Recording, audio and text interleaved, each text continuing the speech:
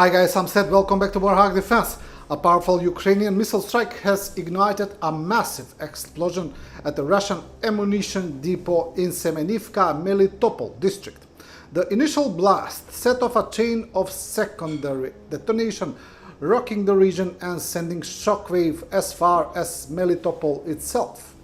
Explosions continue to erupt across the area, signaling the scale of destruction and the blow dealt to Russian military stockpiles in the occupied south. A powerful explosion shook the Russian-occupied Melitopol district as a Ukrainian missile strike destroyed a large ammunition depot in the village of Semenivka. The strike triggered a massive chain of secondary detonations that continued to ripple through the surrounding areas, including the outskirts of Melitopol city itself. Footage has emerged showing the moment of detonation, thick plumes of smoke, and recurring blasts that lasted for hours. Satellite imagery from NASA confirmed a large-scale fire in the area, underscoring the magnitude of the strike. The blast occurred near the village of Mirnoye, a well-known hub of Russian military activity since the summer of 2022. Following earlier Ukrainian strikes on positions near the Melitopol airfield, Russian forces relocated significant amounts of equipment and personnel to Mirnoye.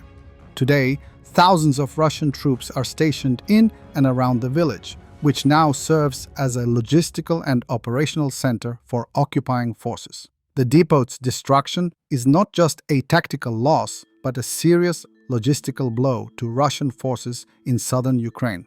These facilities store essential munitions and serve as nodes in the supply network that keeps frontline units armed and operational. Their loss means disrupted resupply lines, reduced artillery capabilities, and heightened vulnerability to future Ukrainian advances. This latest strike demonstrates Ukraine's continued focus on deep strikes and high-value military targets far behind the front lines.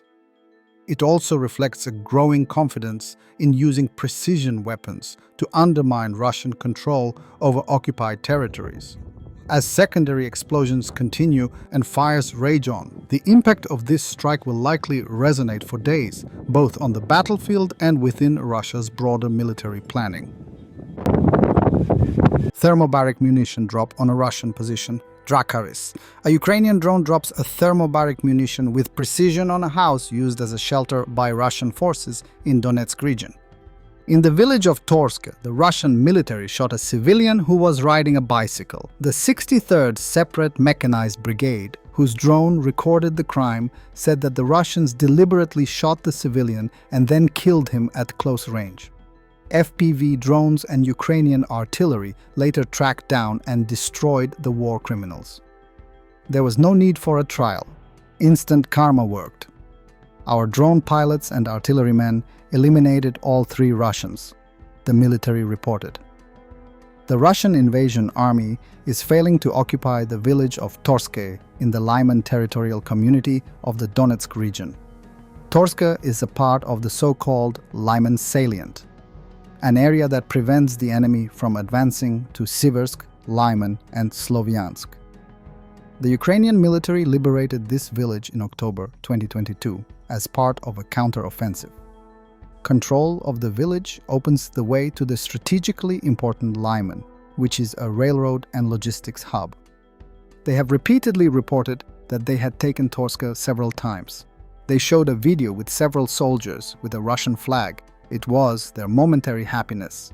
After that, a commission arrived and discovered that Torsk had not been taken, and accordingly, the heads of their command flew off. That's why the task was set at the end of June to take Torsk by July 1st. There were indeed attempts to do so, with a huge number of infantry moving to our positions. But we did not lose our positions, and the invaders were destroyed, the brigade noted. The defense forces continue to take every measure to prevent the enemy from realizing their plans in the Lyman sector. From Torsk, it is possible to develop an offensive in a southern direction, putting pressure on Siversk, which the Ukrainian army holds as a key defensive line. Many forests around Torsk can serve as a shelter for equipment and personnel. For Russian propaganda, even the capture of a small village can be presented as a great victory. Torsk is mentioned in the reports as one of the objects for which a fierce struggle is being waged.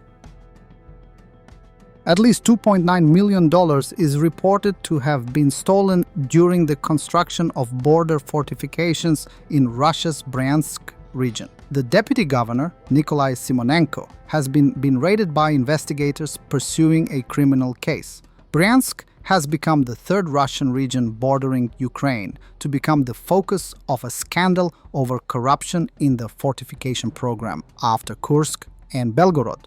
Kursk's governor and deputy governor are currently detained and awaiting trial. The corruption scandal in the Kursk region is reportedly the reason why another former governor, Roman Starovoyt, shot himself on 7 July. He was said to have been about to face charges over a $190 million fraud. In the Belgorod region, Deputy Governor Rustem Zaynulin and 6 other defendants have been charged with embezzlement on an especially large scale. They are currently in pre-trial detention. As the VHK OGPU Telegram channel reports, Bryansk Deputy Governor Nikolai Simonenko may be about to join his regional colleagues as a defendant. More than 226 million rubles were stolen during the so-called construction of fortifications in the Bryansk region. The prosecutor's office filed claims for this amount against the Capital Construction Department and contractors. In total, more than 20 claims have been filed demanding that the transactions be declared null and void and penalties be collected. This morning, employees of the Ministry of Internal Affairs and the FSB came to search the deputy governor of the Bryansk region, Nikolai Simonenko, in a criminal case on fortifications. The official oversees, among other things, the work of the Regional Capital Construction Department. It's likely that a similar scenario will unfold as in Kursk or Belgorod, where a substantial portion of a $248 million budget was stolen.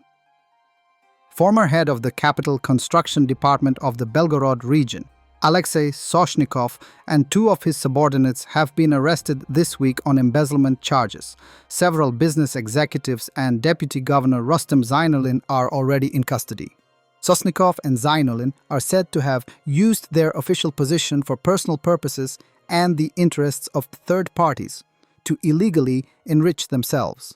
They signed agreements worth $14.5 million and allegedly stole $11.9 million of the money.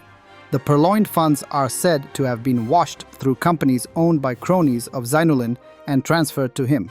Governor Vyacheslav Gladkov is still officially a witness in the case, but as VCHK OGPU notes, it's unlikely that the fraud could have happened without his involvement. He is said to be fighting hard to obstruct the case, leading to the suspects being moved to Moscow. It's been reported that the Federal Prosecutor General's office has demanded that the Belgorod fortification contractors repay around $12.73 million. Gladkov is said to have met with Putin, likely to plead against the possibility of his dismissal. Ukraine lost its first Mirage 2000. The Ukrainian Air Force has reported the loss of a Mirage 2000 fighter jet following a technical malfunction. According to the Air Force Press Service, the incident took place on July 22nd during a scheduled flight mission. While in the air, the aircraft experienced a technical issue, which the pilot immediately reported to the flight control officer. In the critical situation, the pilot acted professionally and successfully ejected. The search and rescue team quickly located the pilot, whose condition is stable. No casualties were reported on the ground. A special commission has been established to investigate the circumstances of the aviation incident. This marks the first loss of a fighter jet of this type. Ukraine is already deploying Mirage 2000 fighter jets in combat operations. In March, it was reported that these aircraft participated for the first time in fighting off a combined missile and drone strike launched by Russia. During that engagement, a Ukrainian Mirage 2000 successfully intercepted and shot down a Kard-101 cruise missile. The initial group of Ukrainian pilots and technical personnel completed their training on this multi-role fighter at the end of December 2024. According to the analytical resource French Aid to Ukraine, the training program lasted 6 months. As part of French military aid, Ukraine is expected to receive between 12 and 20 fighter jets. At the same time, this number could increase, potentially through additional deliveries from the reserves of the French air and space forces, or, for example, from Greece. Before delivery, the aircraft underwent the necessary modernization, including adaptations for striking ground targets. According to media reports, Ukrainian Mirage 2005F jets will be able to deploy precision-guided weapons, specifically the Franco-British cruise missiles Escalp EG, Storm Shadow, as well as French-guided bombs AASM. As previously reported, Ukraine aims to expand its Mirage 2000 fleet. Attention West! Russian propagandist Simonyan thinks the West has been at war with Russia for a long time, while Russia never attacked anyone. We're at war with you all, or rather, you're at war with us. We never attacked you. We never touched you. We were simply protecting our people in Donbas. But since you've been waging war against us,